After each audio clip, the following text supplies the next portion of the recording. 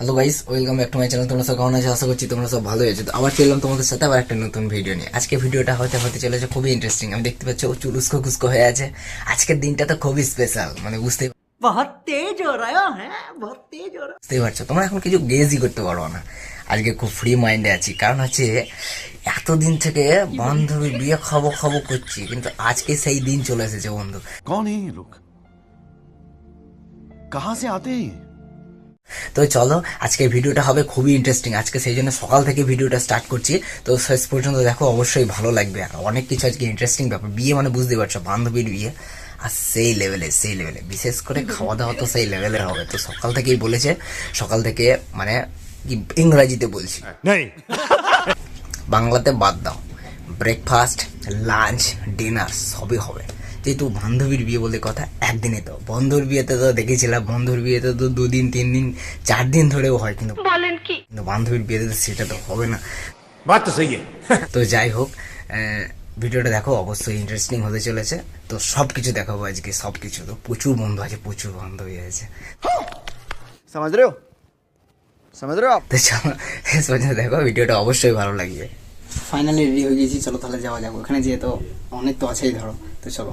ওখানে গিয়ে আমি প্রথমে দেখি ডেকোরেশনটা তো সেই লেভেলে ছিল। কি দেখবো, কি বলবো তোমাদেরকে, আর সে তো তোমরা দেখতেই পাচ্ছ সামনে থেকে সব। এদিকে যে এন্ট্রি গেটটা ছিল, এন্ট্রি গেটটা তো সেই দুর্ধর্ষ ছিল, অসাধারণ ছিল। সে তো তোমরা দেখতেই পাচ্ছ, একদম লালে লাল। আর এখন তো দিনের বেলা, রাতের বেলা তো আরও সুন্দর ছিল।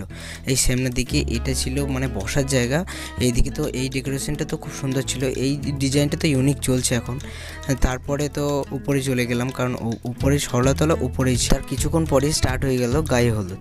তো আস্তে আস্তে এই পর্বটা হওয়ার পর বাইরে যে ব্যাকগ্রাউন্ডে যে ব্যান্ড পার্টিগুলো বাজাচ্ছিল, সেই ব্যান্ড পার্টিগুলো তো অসাধারণ বাজাচ্ছিল। সব ইউনিক গানে বাজাচ্ছিল।